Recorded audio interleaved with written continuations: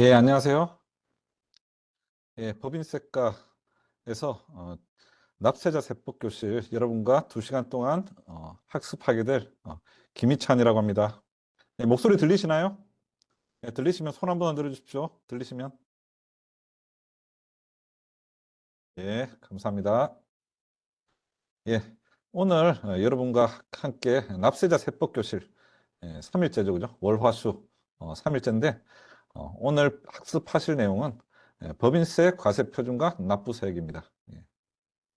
설명드렸듯이 제 이름은 김희찬이고요. 예, 세 번째 날 여러분과 함께 법인세 과세 표준과 납부세액에 대해서 설명드리겠습니다. 일단 기본적으로 과세 표준과 그리고 납부세액 그리고 최저한세가 무엇인지 그리고 가산세 항목들, 그리고 중소기업의 경우 결손급 소득공제가 어떤 식으로 구성되어 있는지, 그리고 토지 등 양도소득에 대해서 법인세를 추가 과세하는 게 있는데 토지 등 양도소득에 대한 법인세는 추가로 어떻게 납부하는지 이런 식으로 구성되어 있습니다. 그렇게 해서 어, 전반부죠, 그죠? 전반부에 기본적인 뭐 차가감 소득이나 소득 조정 관련되는 거 다 하고 나서 그죠? 각 사업연도 소득금액 나오면 그 다음에 2월 결손금, 비과세, 소득공제에서 과세 표준 나오고 그 이후의 어떤 흐름을 학습하는 것으로 하겠습니다.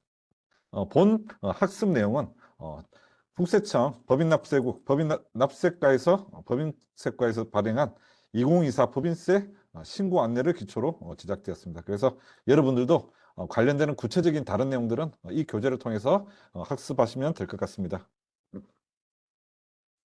예, 법인세 과세 표준 및 세액 신고서가 있고요. 예, 법인세 과세 표준 및 세액 조정 계산서가 있습니다. 그죠? 예, 그렇게 해서 법인세 과세 표준 및 세액 신고서, 세액 신고가 어떻게 되어 있는지, 그리고 세액 조정은 어떻게 하는지, 요 두 가지 서식과 관련되는 기본적인 내용 중에서 여러분과 저희가 같이 학습하게 될 내용은 성실 신고 확인서를 제출할 때, 그죠? 성실 신고 확인서를 제출해야 되는 법인의 대상은 어떤 법인이 있는지, 그리고 절차가 어떻게 되는지, 그리고 결손금 소급공제, 법인세 환급 신청을 어떻게 할 것인지, 만약에 여기도 적용이 된다, 여기도 적용이 된다고 하면 결손금 소급공제라는 것이 무엇이고 어떤 법인이 이 공제의 적용 대상이 되는 것이고, 그리고 환급 신청을 어떤 식으로 해서 어떤 식으로 환급을 받을 수 있는 것인지에 대한 구체적인 내용들을 학습을 하시도록 하겠습니다.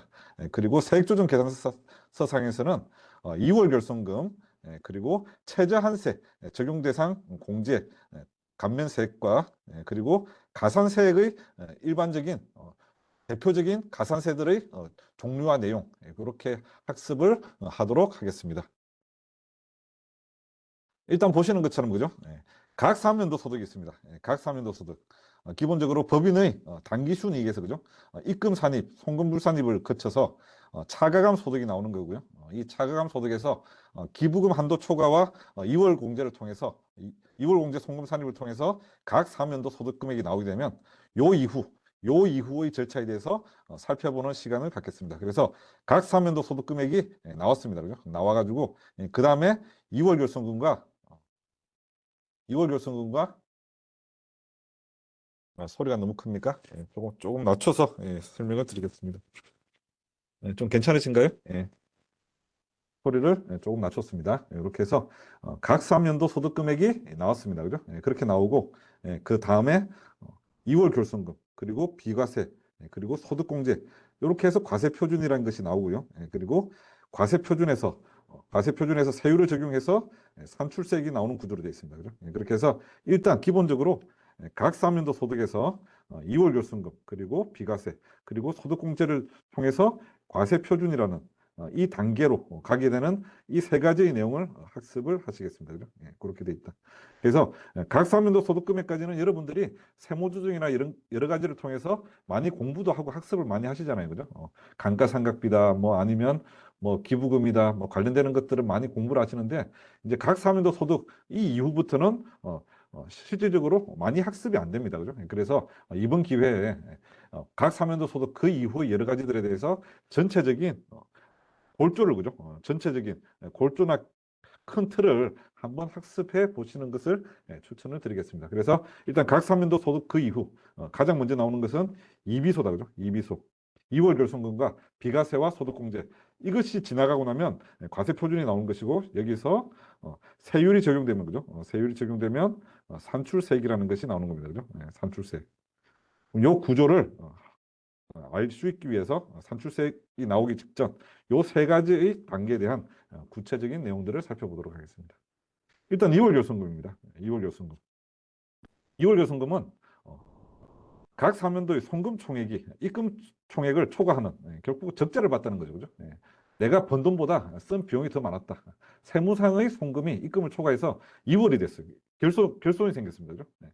그렇게 생겼을 때 그 결손이 그죠? 올해 만약에 결손이 생겼으면 내년 내후년에 이제 또 돈을 벌 수 있잖아요. 그죠? 돈을 벌면 올해 결손이 된 것을 뒀다가 내년 내후년 그 이후에 나중에 이익이 생겼을 때 그때 세금을 과세하는 게 아니고 지금 이 손해난 것을 차감을 해서 그죠? 법인세를 줄여주는 그런 제도를 결손금이라고 합니다. 그죠? 그렇게 해서 기본적으로 2008년도 12월 31일 이전에는 5년이었습니다. 그죠? 만약에 2008년도 이전이었다. 만약에 2007년도에 있었다.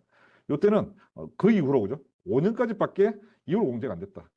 8, 9, 10, 11, 12. 요때 이익이 생겼을 때이그 결손금을 공제를 해줄 수 있었다. 그죠? 그렇게 돼 있었는데 2019년 12월 31일 이전에는 그러니까 요때까지는 5년이었는데 요때부터는 10년이 됐습니다. 그죠? 그래서 2019년 12월 31일 이전에 있었던 결손 같은 경우는 향후 몇 년? 10년입니다. 그죠? 10년.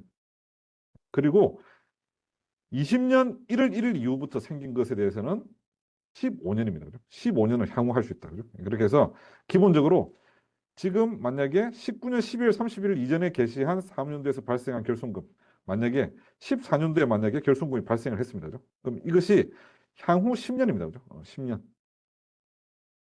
그러면 1, 2, 3, 4, 5, 6, 7, 8, 9, 10. 그죠? 그러면 2014년 올해 법인세 신고를 할 때 2014년도에 발생된 2월 결손금 같은 경우는 올해까지 공제가 가능하다는 겁니다. 그죠? 그래서 19년 12월 31일 이전에 게시한 3년도에서 발생된 결손금은 10년입니다. 그죠? 그래서 그렇지만 만약에 20년 1월 1일 요때 발생한 것은 보다 향후 15년 그죠? 이런 식으로 계산을 하시면 된다.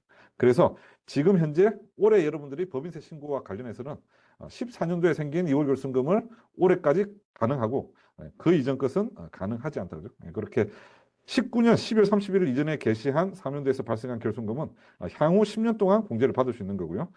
2008년도 12월 31일 이전에 게시한 것에 대해서는 5년, 그리고 2020년 1월 1일 이후, 그죠? 그 이후에 게시한 것에 대해서는 15년을 적용을 한다. 이렇게 생각을 하시면 되겠습니다. 그죠? 그래서 결손금이 발생이 되는 시점이, 그죠?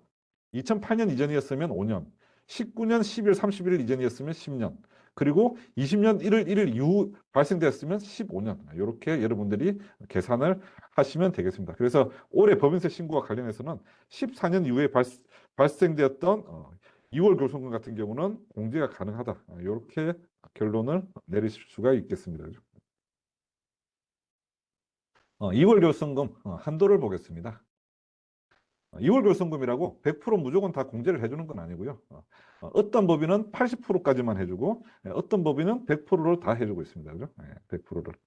그러면 100%가 다 되는 것이 별도로 있는데요. 조세특례제한법 제6조 1항에 따른 중소기업하고 회생계획 등을 이행 중인 기업 등 대통령령으로 정하는 법인, 이러한 법인들은 100%로 공제를 해주고요. 이러한 법인을 제외한 내국법인 및 과세표준 신고 의무가 있는 외국법인의 경우에는 2월 결손금 공제 한도를 어떻게 한다? 100분의 80만, 80%만 공제를 해준다는 내용입니다. 그래서 여러분들이 각 사면도 소득이 100억이다. 그죠? 그러면 중소기업이나 회생계획을 이행 중인 기업 같은 경우는 만약에 각 3년도 소득 금액이 100억이고 결손금을 요것에 대해서 100억을 다 할 수 있습니다. 그죠? 다 할 수 있다. 중소기업이나 회생계획을 이행 중이다. 그렇지만 그렇지 않은 일반적인 법인의 경우보다 80억까지만 2월 공제가 되고 20억에 대해서는 법인세 납부 의무가 발생이 된다는 얘기죠. 그죠? 그래서 기본적으로 도세특례제한법 6조 1항 창업 중소기업과 관련되는 여기에서 정의된 중소기업하고 그죠? 그리고 회생 계획을 이행 중인 기업 여러 가지 법인들이 있습니다. 그죠? 이러한 법인들은 100%를 다 공제를 하는 거고, 그렇지 않은 일반적인 법인들은 다 어떻게 한다? 80%만 공제를 해준다. 뭐의? 각 사업연도 소득의, 그죠? 각 사업연도 소득. 각 사업연도 소득의 80%, 그죠? 그렇게 이해를 하시면 되겠습니다. 그죠? 소득의 80%. 이렇게 이해를 하시면 됩니다. 그죠? 그래서 2월 결손은 공제 한도가 있다. 일반 기업은 각 사업연도 소득의 80%고 중소기업 및 시행령령으로 정하는 어떤 법인들은 100%를 다 적용을 하고 있다. 그죠? 그렇게 이해를 하시면 되겠습니다. 그러면 요 한도 적용 대상 중소기업하고죠. 중소기업과 그리고 여기서 보면 회생 계획을 이행 중인 기업 등 대통령령으로 정하는 법인 이러한 법인들이 어떤 것들이 있는지 보면 이러한 법인들이 있는 겁니다. 그죠? 보니까 회생 계획 뭔가 어렵습니다. 그죠?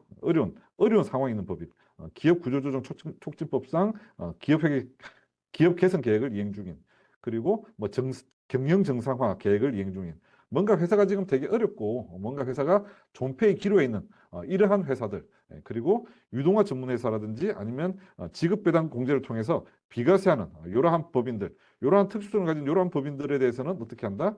이런 법인들에 대해서는 100%각 사면도 소득의 100%를 다 공제를 받을 수 있는 그러한 종류의 법인이라고 말씀드릴 수 있겠습니다.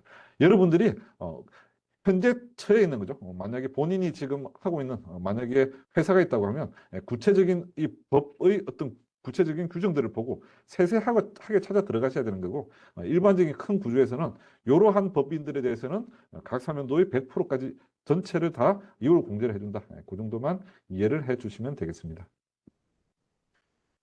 그리고 이제 기타 사항을 보겠습니다. 2월 결손금 지금 이비속이라 그러셨죠, 그죠? 2월 과세 표준을 계산하기 위해서 지금 뭐였습니까? 각 사면도 소득액에서 그죠? 각 사면도 소득 금액에서 2월 결손금 그리고 비과세 그리고 소득공제 지금 이렇게 하고 있지 않습니까? 그죠? 이비속 지금 하면서 2월 공제를 보고 있습니다. 그죠? 2월 공제의 기타 사항들을 보는데 먼저 발생한 사면도가 먼저 나가도록 순차로 공제를 한다. 일반 원칙 사용입니다. 그죠? 그리고 결손금 소득공제에 의한 환급 규정을 적용받은 결손금과 자산 수중익 및 채무 면제액에 충당된 이원 결손금은 공제된 것으로 본다. 그죠? 그렇게 해서 만약에 결손금이 있었는데 만약에 올해 그죠? 올해 만약에 작년에 납부를 했습니다. 그죠? 납부를 하고 올해 결손이 됐어. 그럼 올해 결손이 되면 일반적으로 어떻습니까? 내년 이후에 그죠? 내년 이후에 2월 결손금으로 공제를 받는 게 원칙입니다. 그죠? 원칙인데 중소기업 같은 경우는 작년에 납부한 것에 대해서 환급을 해주는 경우가 있습니다. 그죠? 결손금 소급 공제라고 하는 건데 그죠? 이렇게 한 결손금도 결국은 결손금 전체 금액에서 까지겠죠. 그죠? 그렇게 까지는 거고, 자산 수정익이나 채무 면제액이 충당된 2월 결손금은 공제된 것으로 봅니다. 그죠? 그렇게 해서 결손금이 있는 금액에서 먼저 까는 거죠. 그죠? 먼저 공제를 해주는 거다. 그죠? 그렇게 돼 있다. 그래서 그것도 지금 규정으로 확인을 합니다. 자산 수중이나 채무 면제익이라고 하는 것은 사주나 그죠? 사주나 어떤 개인이 그죠? 내가 투자한 채권자나 이런 사람들이 자기가 자기가 최대주주로 있는 법인을 살리기 위해서 그죠? 뭐 나의 자산을 정리한다든지 아니면 채무 면제를 해준다든지 내가 가진 채권을 면제시켜 준다든지 그렇게 하면 법인 입장에서는 자산 수중익이나 채무 면제익이 되는데 결손이 되어 있으니까 사주가 자기 사재를 틀어서 지금 결손에 충당을 하려고 이렇게 한 건데 이런 것들에 대해서는 입금 불산입을 하는 제도가 있죠. 그죠? 그렇게 했을 때 그것은 공제된 것으로 본다는 규정의 내용이었습니다. 법인세법 시행령 10조 3항의 내용이었습니다. 그리고 법인세 과세 표준을 추계 결정하거나 경정하는 때는 2월 결손금을 공제하지 않습니다. 그죠? 추계 결정 경정할 때는 2월 결손금을 공제하지 않는다. 그리고 각 외국 법인의 공제한도도 우리나라하고 똑같이 어떻게 한다? 80%. 그래서 각 사면도 소득의 80%만 공제를 해준다. 그죠? 그래서 중소기업이란 거죠. 중소기업이랑 지금 아까 봤던 경영 정상화 등 여러 가지 어려움에 처한 그런 법인들만 각 3년도 소득 금액에 대해서 100%를 공제를 하는 것이고 다른 일반적인 외국 법인 그리고 그런 것 일반적인 법인들은 다 어떻게 한다? 80%만 공제를 하고 있다. 그렇게 이해를 하시면 되겠습니다. 기타 사항 두 번째입니다. 비영리법인 같은 경우는 수익 사업에 대해서만 우리가 법인세를 과세하지 않습니까? 그죠? 그래서 수익 사업에서 발생된 2월 결손금만을 공제를 하도록 되어 있습니다. 예, 당연한 내용이죠. 그죠? 그리고 합병할 때, 그죠? 합병을 할 때 합병법인의 2월 결손금은 합병법인의 소득금액에서 공제를 하는 거고, 그죠? 그리고 피합병법인의 2월 결손금은 피합병법인의 승계사업 소득금액에서 공제를 하는 겁니다. 그죠? 당연하다. 그래서 이것은 기본적으로 적격 합병일 때 이렇게 되는 거고요. 적격 합병일 때 이렇게 되는 거고, 비적격 합병일 때는 기본적으로 퇴직급여와 대손충당금 빼고는 나머지는 승계가 되지 않습니다. 그죠? 그런 기본적인 내용은 여러분들이 이해를 하시면 되겠다. 그래서 적격 합병일 때 요러한 내용들이 나온다. 그죠? 요러한 내용들, 승계가 되는 그런 문제들이 발생이 된다. 그죠? 그리고 분할 같은 경우도 그죠? 분할 신설법인 등이 적격 분할의 요건을 갖추어 과세 특례를 적용받음에 따라 분할 법인 등의 자산을 장부가액으로 양도받는 경우 적격 분할 그죠? 아까 합병도 적격 합병일 때 이렇게 한다 그랬잖아요, 그죠? 적격 분할의 요건을 받았을 때는 분할 신설 법인 등은 분할 법인 등으로 승계받은 사업에서 발생한 소득 금액의 범위 내에서 승계받은 결손금을 공제할 수가 있습니다, 그죠? 그래서 기본적으로 적격 합병, 적격 분할일 때는 그것을 승계를 받을 수 있다, 그죠? 결손금도 승계를 받을 수 있지만 그 해당 사업에서 들어온 금액에 대해서 해당 사업에서 들어온 그 항목에 대해서 그 소득 금액에 대해서만 소득 공제를 그 결손금을 공제를 할 수 있는 것이지 다른 그죠? 분할 신설법인이 별도의 다른 결손금을 할 수는 없다 그죠? 합병이든 분할이든 승계받은 그 자산 그 사업 소득과 사업과 관련되는 그 6월 결손금에 대해서만 공제를 받을 수가 있다. 그렇게 이해를 하시면 되겠습니다. 그죠? 그래서 적격 합병, 적격 분할일 때 그 해당 승계받은 사업, 그죠? 승계받은 사업에서 공제를 할 수 있다는 거. 그래서 여러분들 저희가 나중에 그죠? 우리 과세관청 쪽에서도 나중에 결손금 공제가 그죠? 만약에 합병법인으로부터 합병법인의 소득 금액이 아닌 다른 데서 만약에 공제를 크로스를 이렇게 했다. 그런 경우에 우리가 적출도 하고 여러 가지 나중에 내부적으로 그죠? 내부적으로 관리도 하기 때문에 이런 것들은 잘 지켜주실 필요가 있다. 이렇게 이해하시면 되겠습니다.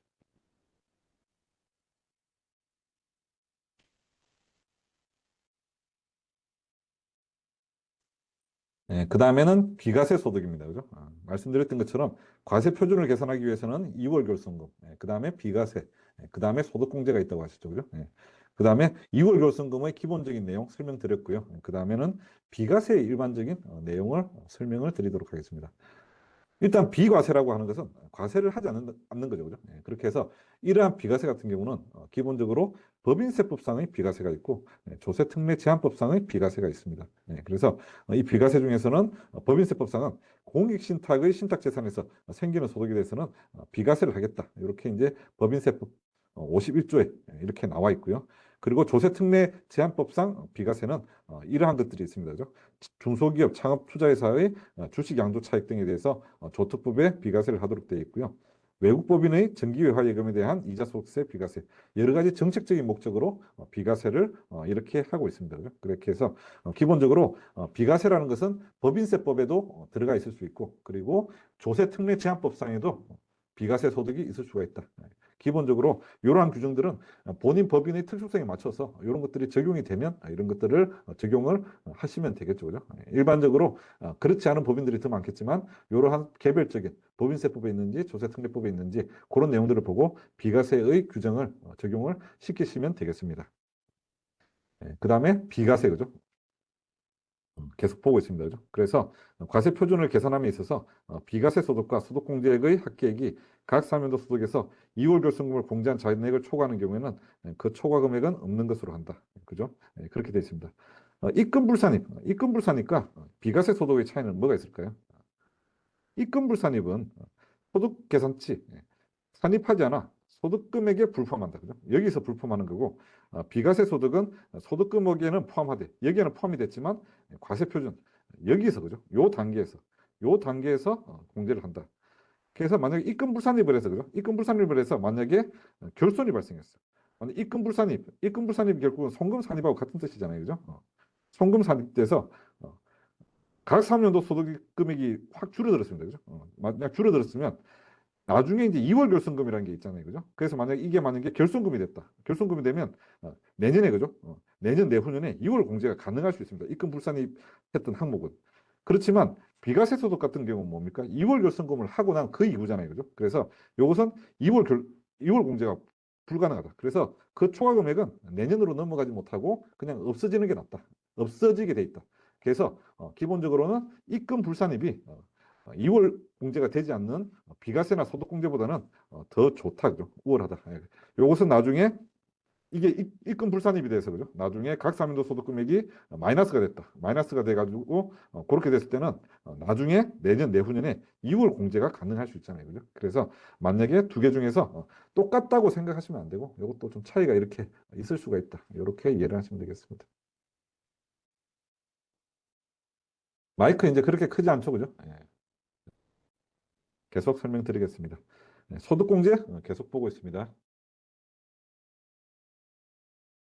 이비소 소득공제.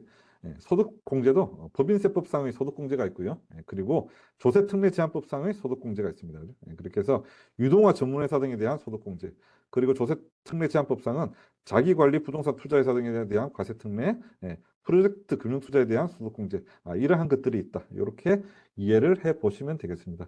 이거는 여러분들이 본인의 법인의 특수성에 맞게 그죠? 만약에 적용이 되면 그 관련되는 세부적인 법의 내용을 보고 여러분들이 적용을 시키시면 되겠습니다. 예, 그리고 소득공제를 보겠습니다. 소득공제, 유동화 전문회사 등에 대한 소득공제. 법인세법상 소득공제 중에서 유동화 전문회사 등에 대한 소득공제가 있었죠. 그죠? 예, 그래서 보니까 이것은 유동화 전문회사 같은 경우는 소득이 주주에게 흘러가는 도관입니다. 그죠? 그래서 이것은 어차피 배당 목적으로, 그죠? 배당 목적으로 있기 때문에 주주들에게 이 소득이 결국은 다 가는 거기 때문에 이 법인이라는 이 도관 자체에 대해서 법인세를 과세하지 않고, 그죠? 여기서 과세하고, 법인세 과세하고, 배당할 때 또 과세하면서 이중과세 조정 뭐 이렇게 하지 말고 아예 법인세를 과세를 아예 그냥 소득공제를 이렇게 해버리면서 아예 그냥 주주에게도 이중과세 조정을 하지 않는 그러한 제도를 유동화 전문회사 등에 대한 소득공제 내용이 되겠습니다. 그래서 이러한 경우는 기본적으로 유동화 전문회사 그리고 투자회사 이러한 명목의 회사들에 대해서 적용을 하는 것이 법인세법상 유동화 전문회사 등에 대한 소득공제의 내용이 되겠습니다. 그래서 이 내용은 각 사면도 소득의 배당 가능 이익의 90% 이상을 배당할 때 그때는 그 배당 금액을 소득금액 범위 내에서 공제를 함으로써 법인세를 과세를 하지 않는 이런 결과적으로 그렇게 하면서 법인세가 과세 안 됐으니까 나중에 그것을 배당받는 사람도 이중과세 조정으로 해서 그로스업이나 그런 여러 가지 복잡한 일을 벌이지 않도록 그죠? 그렇게 하기 위해서 아예 법인세 단계에서 소득공제를 통해서 90% 이상 배당할 때 그 소득금의 범위 내에서 거의 대부분을 다 공제라는 소득공제를 통해서 이 회사가 주주들에게 바로 그 소득에 대해서 과세를 할 수 있도록 그렇게 흘러가는 것들이 유동화 전문 회사 등에 대한 소득공제, 배당 소득공제라고 이해를 하시면 되겠습니다. 근데 이제 이런 소득공제 배제 대상이 있는데요. 법인세법 조세특례제한법에 의해서 소득세 또는 법인세가 비과세되는 배당이고, 그죠? 비과세가 되면 소득공제를 할 필요가 없겠죠. 그죠? 전순위에서 벌써 없어졌으니까. 그리고 개인 등 2인 이하 또는 1인 및 그 친족이 발행 주식 총수의 95%, 1인이나 그죠? 2인 이하나 1인 및 그 친족이 95%를 가지고 있는 이런 경우에도 그러한 사모법인인 경우에도 소득공제의 배제 대상이 된다. 이거는 제가 말씀드린 것처럼 구체적으로 여기에 적용되는 그런 특수한 법인들만 적용되는 거기 때문에 여러분들이 이것과 관련이 없으면 크게 신경 안 쓰시고 소득공제 중에서 이러한 소득공제가 있구나 정도만 체크를 하시면 되겠습니다. 산출세액의 내용을 보겠습니다. 산출세액은 과세표준 곱하기 세율이고요. 그죠? 기본적으로 23년 이후 이렇게 흘러왔습니다. 그죠? 그래서 11%에서 10%, 지금은 9%까지 내려왔다. 당초 25%에서 지금 그죠? 2억 초과하면 19%, 200억까지는 21%, 그리고 3천억을 초과하면 24%, 4단계 누진 법인세가 지금 되고 있습니다. 그래서 기본적으로 2억 밑으로는 9억, 2억 초과는 19억, 그 정도 체크하시면 되겠습니다. 그죠? 산출세액의 계산을 보겠습니다. 과세표준 곱하기 세율이고요. 기본적으로 1년 미만인 경우에는 이런 식으로 구조가 되어 있습니다. 그죠? 만약에 뭐 4개월을 했는데 그죠? 4개월 동안 그죠? 4개월 동안 1억을 벌었다. 근데 여기서 이제 만약에 세율을 적용을 한다고 하면 이게 만약에 다른 일반적인 법인들을 기준으로 하면 이 1억은 다른 법인들 같은 경우는 이거를 만약에 12개월로 그죠? 12개월로 만약에 환산을 시킨다고 하면 이것은 3억에 대해서 부과할 수 있는 세율이랑 똑같아야 되겠죠. 그죠? 네, 그렇게 되면 요 4개월을 그죠? 4분의 12로 나누면 이렇게 되면 어떻게 됩니까? 곱하기 3이 되는 거잖아요. 그죠? 그렇게 해서 과세 표준 곱하기 사부연도 월수의 12로 이렇게 하면 실질적으로 12개월로 환산을 했을 때 그때의 세율, 요 세율을 적용을 해서 산출세율 계산을 하고 그 다음에 다시 역산을 해서 산출세액을 만들어내는 구조입니다. 그죠? 그러니까 세율을 적용할 때 형평성 있게 그죠?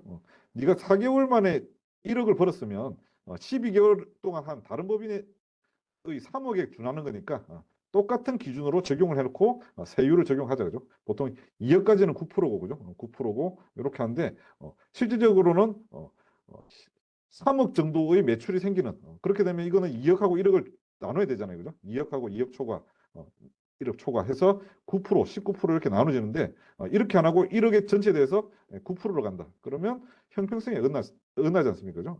12개월로 환산을 하면 이것은 세율이 9%, 19%를 적용받아야 되는 법인인데 만약에 9%만 적용받으면 이것은 뭔가 형평성에 어긋나기 때문에 이것에 대해서는 이런 식으로 환산을 해서 세율을 적용하고 그 다음에 이것을 다시 월수로 나눠주는 그런 식의 구조로 해서 1년 미만인 경우에는 이런 식으로 산출세액을 계산하도록 되어 있다. 이렇게 이해를 하시면 되겠습니다.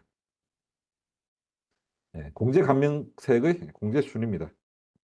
여러분 이게 뭐 좀 건조하고 좀 재미가 없을 수는 있습니다. 그죠? 그렇지만 여러분들이 지금 항상 재미가 없습니다. 그죠? 이게 항상 딱딱하고 재미가 없지만 그래도 큰 틀, 그죠? 아까 유동화 전문 뭐 이런 너무 디테일한 이런 것들을 여러분들이 보신다고 생각하지 마시고 큰 구조, 그죠? 2월 결손금, 그죠? 그리고 비과세, 그리고 소득공제, 법인세법상 소득공제가 있고 법인세법상 비과세가 있고 조특법상에 소득공제가 있고 조특법상 비과세가 있고 이 전체적인 큰 틀의 구조, 그죠? 그 구조를 여러분들이 큰 틀에서 한번 이렇게 학습을 하신다 이렇게 생각을 하시면 됩니다. 그죠? 기회가 쉽지 않습니다. 그죠? 요 뒤까지 이렇게 보시는 구조가 쉽지 않기 때문에 좀 재미가 없고 뭔가 없다고 하더라도 큰 틀의 구조 골격을 한번 잡아 가신다고 생각하시고 한번 끝까지 들어보시기를 추천을 드리겠습니다. 이제 공제 감면세액이 이제 나옵니다. 그죠? 나중에 산출세액 이후에 공제 감면세액이 나온다. 그러면 공제 감면세액의 이제 납부세액과 관련해서 그죠? 산출세액이 계산이 되고 나면 그죠? 산출세액이 계산되고 나면 그 다음에 뭐가 나옵니까? 산출세액 다음에 공제 감면세액을 계산한다. 그죠? 아까 보면 과세표준에서 그죠? 과세표준에서 세율을 적용했습니다. 그죠? 세율. 그러니까 환산하는 게 했죠. 그죠? 하면 산출세액이 나온다. 그러면 산출세액에서 공제, 그죠? 세액공제, 세액감면 이런 것들이 나옵니다. 그죠? 지금 요 단계를 하고 있다. 요 단계를 하고 있다. 그죠? 그럼 요 단계를 할 때, 그죠? 그러면 여러 가지 중에서 뭘 먼저 공제를 할 건지 공제 순위를 보는 겁니다. 그죠? 예. 보면 세액 감면을 제일 먼저 해줍니다. 그죠? 세액 감면. 왜냐? 세액 감면은 2월 공제가 되지 않습니다. 만약에 처음 2월 공제가 되지 않는 것을 먼저 공제를 받는 게 낫죠. 그죠? 내년에 또 써먹을 수 없으니까 먼저 공제를 받는 겁니다. 그죠? 그래서 이걸 나중에 그 다음에 2월 공제가 되는 세액공제가 있고 2월 공제가 인정되지 않는 세액공제가 있습니다. 그죠? 그러면 인정되지 않는 세액공제를 먼저 빼먹어야 되겠죠. 그죠? 먼저 쓸수록 좋잖아요. 나중에는 못 쓸 수 있으니까. 그죠? 나중에 한도가 다 차면 못 쓸 수도 있으니까 2월이 안 되는 것부터 먼저 쓰는 게 낫다. 그래서 세액 감면을 먼저 하고 그 다음에 2월 공제가 되는 세액공제, 2월 공제가 되지 않는 세액공제가 있으면 2월 공제가 인정되지 않는 세액공제를 먼저 씁니다. 그죠? 이거는 어차피 공제가 안 되는 걸 먼저 써야지. 그러면 그렇게 하고 나서 나중에 인정되는 세공제. 요거는 올해 만약에 못 쓰더라도 내년에 2월이 됩니다. 그죠? 2월이 되기 때문에 내년에 써먹을 수 있으니까 요걸 뒤로 보내는 겁니다.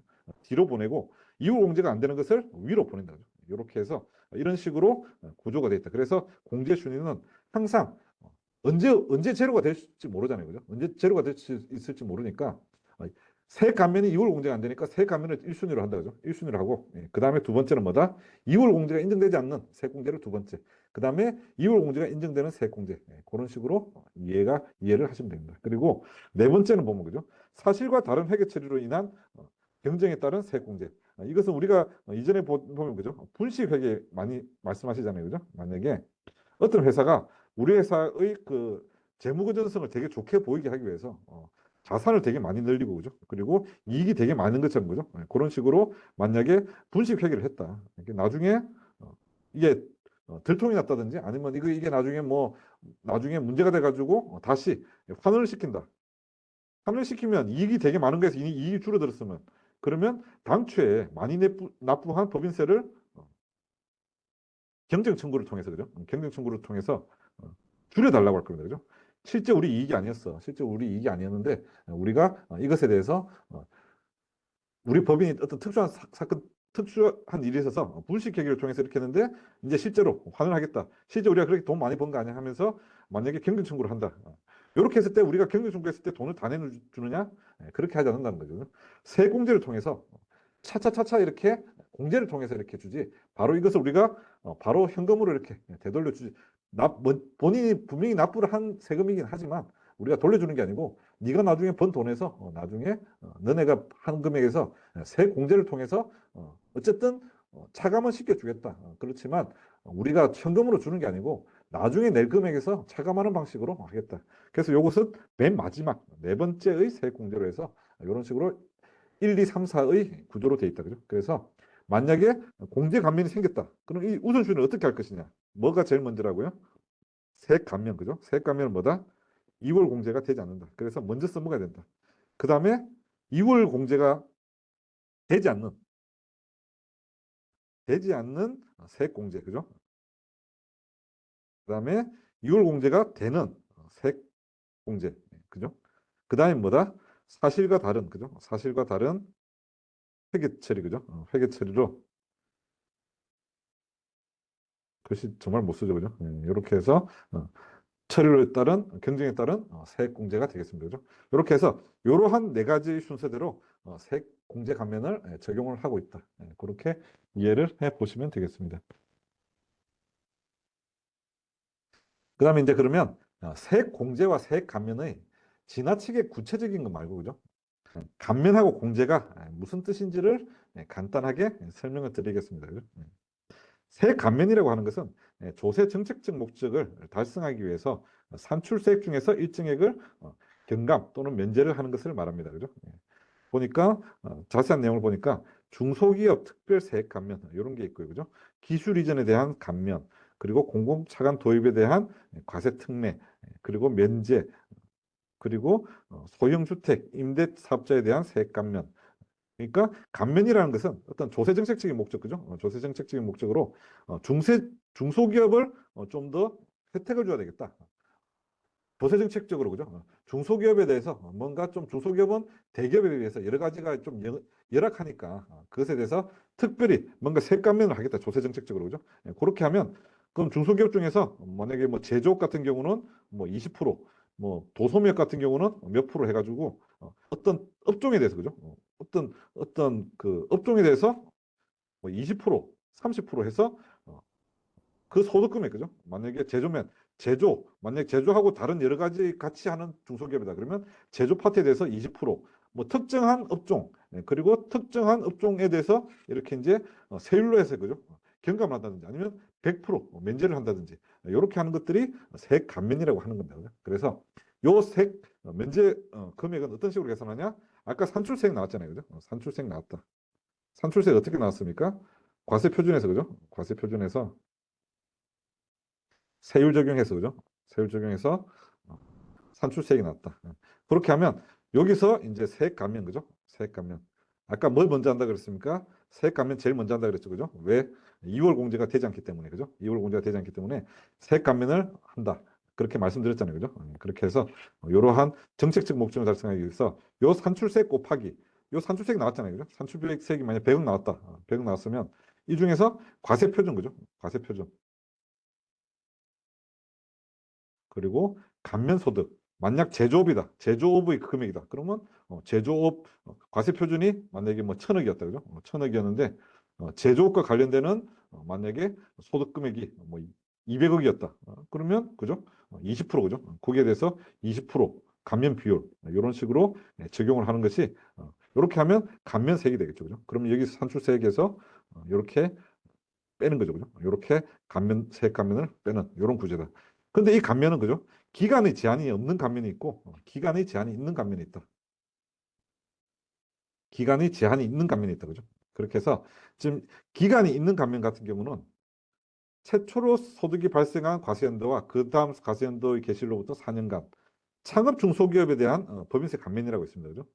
회사가 이제 창업을 해야 이제 일자리가 늘어나고 젊은 층을 많이 고용하고 일자리도 늘어나고 하니까 국가가 정책적으로 창업 중소기업에 대해서 법인세 감면이라는 정책적인 목적을 달성하기 위해서 하나의 제도를 만들었습니다. 그죠? 그게 법인세법이든 아니면 조세특례 제한법이든 조세특례 제한법 6조에 있습니다. 그죠? 그래서 이걸 만들었으면 창업을 할 때는 창업을 촉진하기 위해서 한 거니까 창업을 하고 그죠? 소득이 발생을 하고 그죠? 최초로 창업을 해서 소득이 발생하고 그 이후 4개년 해서 5년 동안 감면을 해주겠다. 아까 봤던 거죠? 아까 봤던 이런 방식으로 해서 감면을 해주겠다. 이렇게 하는 것이 기본적으로 기간 제한이 있는 감면입니다. 그죠? 그래서 지금 보면 창업이라는 행위를 한 거나 아니면 연구개발 특구의 입주, 그리고 공공기관이 혁신도시의 이전, 그리고 수도권 밖으로 공장을 이전, 그리고 본사를 이전, 그리고 농공기업 입주, 이러한 창업이나 입주 이전, 이러한 특수한 사건, 그죠? 이러한 특수한 사건들이 있는, 이러한 사건들이 있는 법인들은 뭐다? 기간 제한이 있다. 기간 제한이 있다. 감면을 5년, 5년, 뭐 3년, 요렇게만 해준다. 요렇게만 해준다. 그죠? 그렇지만 기간 제한이 없는 이러한 것들은 뭐다? 기간 제한이 없다. 그냥 중소기업이면 그냥 계속 해준다. 나중에 이제 중소기업에서 이제 뭐 대기업으로 넘어간다든지 중견기업으로 넘어갈 수 있겠죠. 그죠? 예. 그렇게 되기 전까지는 기간 제한이 없이 계속 감면을 해준다. 그죠? 만약에 제조업이면 제조업에 대해서 계속 20% 해주는 거죠. 그리고 뭐 기술 이전에 대한 감면, 기술 이전에 대해서는 뭐 연도에 상관없이 그죠? 그것에 대해서 기술 이전을 하면 그 관련되는 것들에 대해서 감면을 하고 그죠? 그리고 영농조합법인, 영어조합법인 이런 것들에 대해서는 법인세를 100% 면제를 하겠다.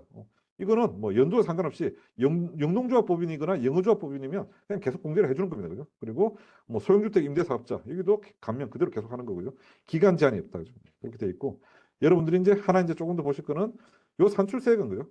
우리 법인세는 산출세액이 기본적인 법인세 산출세액이 있고, 그죠? 그리고 토지 등 양도소득에 대한 산출세액, 그리고 미환류 소득과 관련되는 산출세액. 산출세액이 세 가지 종류가 있습니다. 그죠? 그래서 각 사업연도 소득과 관련되는 산출세액이 있고, 그죠? 그리고 토지 등 양도소득에 대한 등 양도에 대한 산출세액이 있고, 그리고 미환류 소득에 대한 산출세액도 있습니다. 그죠? 이러한 산출세액이 있는데 지금 요거 계산할 때 이 산출세액은 토지 등 양도와 미환류 소득은 제외한 산출세액을 계산하는 거다. 그죠? 그렇게 하니까 감면세액이 그죠? 각 3년도 소득에서 100억 산출세액이 나왔고 여기서 10억 나왔고 여기 10억 나왔다고 해서 120억을 가지고 하는 게 아니고 이것은 없애고 100억에 대해서만 감면을 해준다. 감면이 줄어들겠죠. 그죠? 예, 그렇게 이해를 하시면 되겠습니다. 어, 세액 감면이라는 게 있다, 그죠? 세액 감면. 세액 감면이라는 것은 2월 공제가 되지 않고, 그죠? 정책적 목적을 달성하기 위해서 하는 거고. 그리고 산출세액 곱하기, 그죠? 과세 표준분의 감면 소득, 그리고 감면 비율을 곱한 게 감면세액이 되는 거다. 그렇게 해서 이 금액을 빼는 거다, 그죠? 근데 이 세액 감면은 기간 제한이 없는 감면이 있고 기간 제한이 있는 감면이 있다, 그죠? 그렇게 해서 그게 이러한 것들이 있다. 그래서 여러분들이 이러한 것들을 우리 법인의 적용시킬 수 있는 것들이 있는지 보고 그죠? 그렇게 해서 이 큰 틀을 여러분들이 체크를 해 보시면 되겠습니다. 세액 감면을 보셨습니다. 그죠? 세액 감면은 뭐다? 세액 감면은 2월 공제가 되지 않는다. 그죠? 2월 공제가 되지 않는다. 조세 정책적 목적을 달성하기 위해서 중소기업을 배려한다. 그리고 창업을 배려한다. 어떤 특정한 정책적 목적으로 세액에 대해서 그죠? 산출세액의 일정률을 그죠? 제조업이든 도소매업이든 건설업이든 그 업종과 관련되는 소득 금액에 대해서 20%든 30%든 그 비율만큼 감면을 해주든지 아니면 아까 영농 영어처럼 100% 면제를 해준다든지 이런 식으로 구성되는 것이 뭐다? 세액 감면이라고 하는 겁니다. 그죠? 그러면 이제 그 다음에 뭐가 됩니까? 이제 세액 감면 중에서 면제 금액을 계속해서 보고 있습니다. 이거는 아까 설명드렸던 거죠. 창업 중소기업 중에서 해당 사업에서 최초로 소득이 발생된 사업 연도의 의미는 거죠. 사업 연도의 의미는 뭐라고 그랬습니까? 감면 대상 사업에서 소득이 최초로 발생한 날이 속하는 과세 연도를 말하는 것이다. 그죠? 만약에 창업 중소기업을 설립을 했습니다. 그죠? 설립을 해서 계속 그 적자를 보다가 4년도부터 그죠? 창립하고 4년부터 소득이 발생을 했어. 발생을 하면 요때를 첫 번째, 첫 해로 보고요. 그렇게 해서 그다음 뭡니까? 4년, 그죠? 만약에 4개년이다. 그러면 요 첫 번째 소득이 생긴 요때부터 4년 동안 그죠? 요 4년을 어떻게 한다? 기본적으로 요 기간으로 보겠다. 그죠? 아까 말했던 창업 중소기업 같은 경우는 4년이었잖아요. 그죠? 아까 4년이었다. 기간 제한. 그죠? 개시로부터 만약에 4년이었다. 그러면 요 개시라는 게 그죠? 최초로 소득이 발생했다. 그게 뭐다? 해당 사업에서 그죠? 창업 중소기업의 그 해당 사업에서 최초로 발생한 날이 속하는 사면도라고 하면 감면 대상 사업에서 그죠? 만약에 창업 중소기업에게 뭐 도소매업이 있고죠. 도소매, 뭐 제조, 건설, 뭐 여러 가지겠다, 그죠? 그럼 만약에 감면 대상 사업이 있었다. 만약 제조업을 감면 대상 사업이다. 그러면 여기서 발생되는 거죠. 만약에 뭐 그죠? 뭐 주식 양도나 그죠? 주식 양도나 뭐 아니면 뭐 다른 뭐 이자 배당 뭐 이런 데서도 소득이 발생할 수 있잖아요, 그죠? 이런 데서 발생되는 소득 가지고는 안 되고 이 제조업에서 그죠? 제조업에서 발생되는 이게 만약에 1, 2, 3년은 이런 여기에서 이익이 생겼다 하면 이것에 대해서는 적용 안 하고 4개년도에 만약에 제조업에서 이제 생겼다고 하면 이때부터 시작해서 향후 4년을 계산을 하는 거다, 그죠? 그렇게 이해를 하시면 되겠습니다. 그리고 이제 사업자 등록증 발생한 소득도 창업 중소기업 세액 감면 대상 소득에 포함되는지 여부, 그죠? 만약에 사업자 등록을 하기 전에 발생한 소득도 대상이 되는지 보니까 기재부 조세특례 제도과 2022 11월 1일날 보면 이것도 적용이 되는 것으로 해석을 하고 있습니다. 그래서 이것과 관련되는 내용들도 여러분들이 정리를 해 놓으시면 되겠습니다. 그래서 이런 것들은 너무 지역적인 거고요. 그죠? 이런 것들은 여러분들 의미가 있겠죠. 그죠? 적용되는 최초 연도가 무엇이냐. 그죠? 그런 것들은 여러분들이 체크를 해 보실 필요가 있다. 이렇게 해서 이제 일단 감면, 그죠? 감면. 100%가 면제잖아요. 그죠? 감면이나 면제에 대한 관련되는 내용들을 봤습니다. 그 다음에 이제 두 번째, 공제를 보겠습니다. 그죠? 세액 공제. 아까 산출세액에서, 그죠? 산출세액에서 먼저 뭘 뺀다? 감면을 먼저 뺐습니다. 그죠? 이게 왜 먼저 뺐다? 2월 공제가 되지 않으니까. 그 다음에 이제 뭐다? 2월 공제가 되지 않는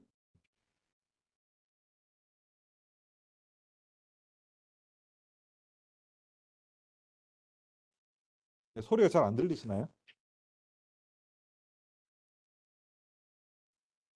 지금 끊겨서 들리나요? 한번 나갔다 들어올까요? 아, 그래요? 아, 예, 알겠습니다. 계속, 예, 일단, 예, 강의를 하겠습니다. 예, 법인세법상 세액공제. 2월이 이제 되지 않는 경우, 그죠? 2월이 되지 않는 세액공제, 세액공제. 그리고 2월 결손금이 적용되는, 그죠? 2월 결손금이 되는 세액공제. 이렇게 돼 있잖아요, 그죠? 그러면 기본적으로 지금 감면을 받고요. 그 다음에 2월 공제가 되지 않는 세액공제와 2월 공제가 되는 세액공제를 이제 살펴보도록 하겠습니다. 항상 세액공제도 그렇고 세액감면도 그렇고 법인세법상의 세액공제가 있고 이것도 조세특례 제한법상의 세액공제가 있습니다. 그죠? 그렇게 돼 있고 기본적으로 우리 법인세법상에는 외국납부세액에 대한 세액공제가 있고 재해손실에 대한 세액공제 그리고 아까 말씀드렸던 것처럼 분식회계로 인한 사실과 다른 회계 처리로 인한 경쟁에 따른 세액공제가 있습니다. 그죠? 이렇게 구성이 되어 있습니다. 그리고 조세특례 제한법상 세액공제는 연구 및 인력개발비 세액공제가 있고 통합투자 세액공제 이러한 것들이 있습니다. 그죠? 그래서 지금 이제 세액공제에 대해서 설명을 드리고 있습니다. 그래서 이러한 것들 어떤 식으로 구성되어 있는지 세부적인 내용들을 한번 살펴보도록 하겠습니다. 기본적으로 조세특례제한법은 세액공제가 2월 공제가 되는 게 있고 안 되는 게 있다고 했지 않습니까? 그죠? 되는 게 있을 때는 어떻게 한다? 향후 10년입니다. 그죠? 10년. 경과 조치의 내용을 기준으로 만약에 2015년도에 만약에 조특법상 세액공제 금액, 연구인력개발비 세액공제의 이율 공제 기간은 어떻게 되느냐? 생긴 이후로부터 10년이라는 기간 동안 공제를 받을 수가 있습니다. 그죠? 세액공제. 그래서 기본적으로 조특법상 세액공제는 이율 공제가 가능한 만약에 공제의 경우 몇 년? 10년을 기본적으로 체크를 하시면 된다. 그죠? 그래서 나중에 올해 만약에 못 받았다 그러면 내년, 내후년 해서 10년 동안은 공제를 받을 수가 있습니다. 그죠? 예. 그러니까 이런 것들은 맨 뒤로 보내야 되겠죠. 그죠? 맨 뒤로 보내야 나중에 이제 올해 만약에 못 받게 되더라도. 예. 근데 이제 받아야 되는 것은 올해 만약에 안 되면 못 받는 것은 먼저 공제를 받아야 되겠죠. 그죠? 만약에 제로가 돼버리면 올해 공제를 못 받더라도 내년에 공제를 받을 수 있으니까. 그죠? 그래서 2월 공제 같은 경우는 10년이 적용이 되고 있다. 그렇게 10년을 체크를 해 놓으시면 되겠습니다. 이제 외국 납부 세액 공제를 보겠습니다. 말씀드린 것처럼 법인세법상 세액 공제가 있죠. 그죠? 법인세법상 외국 납부 세액 공제가 있고 재해 손실 세액 공제가 있고 그리고 분식 회계로 인한 경쟁에 따른 세액 공제가 있죠. 그죠? 예, 그래서 기본적으로 요 세 가지의 법인세 세액 공제 중에서 외국 납부 세액 공제를 보겠습니다. 일단 직접 외국 납부 세액 공제가 있고요. 간주 외국 납부 세액 공제가 있습니다. 그죠? 예, 그렇게 되어 있으면 기본적으로 항상 똑같습니다. 그죠? 공제 한도를 계산할 때는 산출세 곱하기 그죠? 산출세 곱하기 법인세 밑은 과세 표준이 나옵니다. 그죠? 과세 표준이다. 소득이 아니다. 과세 표준을 기준으로 한다. 과세 표준은 뭡니까? 기본적으로 각 사면도 소득에서 이비소, 이월결손금 그리고 비과세 소득, 소득공제를 다 뺀 금액 그죠? 거기서 구구액 원천 소득의 이 비율을 가지고 그죠? 한도를 계산한다. 그래서 A라는 법인이 그죠? A라는 법인이 외국에서 그죠? 외국과 관련되는 소득이 20이고 우리나라에서 한 소득이 100이다 그죠? 100이다. 그러면 만약에 요 20의 비율만큼 그죠? 요 20의 비율만큼 공제를 한도를 정한다는 게 그러니까 이 법인이 그죠? 외국에서 번 돈의 그 비율만큼만 외국 납부 세액 공제를 해주겠다는 거죠. 만약에 120분의 100분의 20 보니까 외국에서 20을 벌었고 우리나라에서 100을 벌었는데 그죠? 만약에 외국에서 낸 세금이 25다. 그러면 5는 어떻게 한다? 5 같은 경우는 안 해준다는 거잖아요. 그죠? 요 20이 한도가 되는 겁니다. 그죠? 그래서 산출세 곱하기 구구액 원천 소득의 그 비율만큼만 한도로 해서 빼준다는 게 외국납부 세액공제고 지금 같은 경우는 직접 외국납부 세액공제가 있잖아요. 그죠? 그리고 간주 외국납부 세액공제가 있고 그죠? 직접은 외국에서 직접 납부를 한 거고 그죠? 간주라는 것은 그 나라에서 만약에 간면이 있었다. 간면이 있으면 납부를 한 것으로 우리가 간주를 한다는 거죠. 그죠? 직접 납부는 우리나라에서 삼성전자 그죠? 외국에서 직접 납부를 한 거예요. 납부를 한 거고 간주라고 하는 것은 우리가 직접 납부를 안 했지만 100을 납부를 한 게 아니고 20을 만약에 외국에서 감면을 받았다. 그렇게 하더라도 우리가 받은 것으로 간주를 해서 그죠? 외국 납부 세액 공제의 대상이 되는 외국 납부 세액으로 본다는 게 간주 외국 납부 세액 공제입니다. 그죠? 이거 관련해서는 여러분들이 이해를 하기가 좀 어려우니까 제가 그림을 하나 보겠습니다. 그죠? 교재에는 없는 내용인데 간단하게 구성되는 내용들의 어떤 시스템을 잠깐 살펴보도록 하겠습니다. 내국법인이 있습니다. 그죠? 법인이 있고 그리고 외국 기업이 있습니다. 그죠? 근데 이제 내국법인이 그죠? 외국에 있는 법인에게 자금을 대여할 수도 있고, 그죠? 돈을 빌려줄 수도 있고, 그리고 지분을 취득할 수도 있습니다. 그죠? 그러면 자금을 대여하면 뭐가 들어옵니까? 이자가 들어오고, 그죠? 만약에 지분을 취득하면 배당이 들어오죠. 그죠? 그리고 만약에 외국 기업에 노하우를 제공했다. 뭔가 기술을 제공했다. 그죠? 기술을 만약에 제공했으면 관련되는 로얄티나 사용료 같은 걸 받을 수 있겠죠. 그죠? 그 받으면 이 돈이, 그죠? 바로 이렇게 우리가 관련해서 100%이 돈을 다 받는 게 아니고 이 이자 중에서 얼마? 우리나라 같은 경우 그죠? 14% 원천 징수하지 않습니까? 그죠? 이자 같은 경우 배당도 14% 원천 징수. 이런 것처럼 외국 기업이 그죠? 외국 기업이 우리나라 법인한테 이자를 주면서 우리나라처럼 그죠? 14%를 원천 징수해서 그 나라의 원천지 납세국에 돈을 납부를 합니다. 그죠? 세금을 납부를 한다. 우리나라도 마찬가지죠. 그죠? 우리나라도 은행이 그죠? 기업에 돈을 줄 때, 이자를 줄 때 14% 떼고 주잖아요. 그죠? 떼고 준다. 그처럼 외국 기업 같은 경우도 우리나라에 있는 법인에게 만약에 돈을 빌려 쓰고 이자를 주면서 14%를 뗐다. 그럼 우리나라 입장에서는 14%가 지금 원천 징수가 됐잖아요. 그죠? 뭐 그 나라는 14%일 수도 있고 뭐 다른 세율일 수도 있겠지만 그죠? 20%일 수도 있겠지만 만약 그렇게 됐으면 A라는 법인이 그죠? A라는 법인이 요 원천 징수된 금액 요 금액이 뭡니까? 직접 납부한 외국 납부세액이 되는 거죠. 그죠? 납부세액이 된다. 그럼 이 이자, 이 배당, 사용료 관련되는 사용료 관련해서 외국 법인이 원천 징수해가지고 그 나라에 냈어. 그럼 이것도 우리에게는 뭐다? 직접 외국 납부 세액이 된다.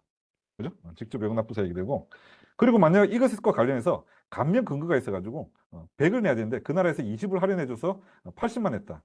그럼 요 감면 근거가 되는 요 20비에 대해서도 어떻게 한다? 요것에 대해서도 간주 외국 납부 세액이 되는 겁니다. 그죠? 그래서 지금 직접 하고 간주는 이러한 구조다. 그죠? 그래서 직접 외납 세액은 여기서 낸 14%. 근데 요 14%에서 그 나라의 근거법에 의해서 또 요것을 5 정도를 빼줬다. 그죠? 만약 감면했다. 그 감면한 것도 간주 외국 납부세액으로 낸 것으로 해서 이렇게 구조가 되어 있다. 이것이 직접하고 간주의 개념입니다. 그죠? 이렇게 되어 있는 것이 직접과 간주의 관련되는 내용이다. 50분 지났으니까요. 10분 쉬고 계속해서 설명드리도록 하겠습니다.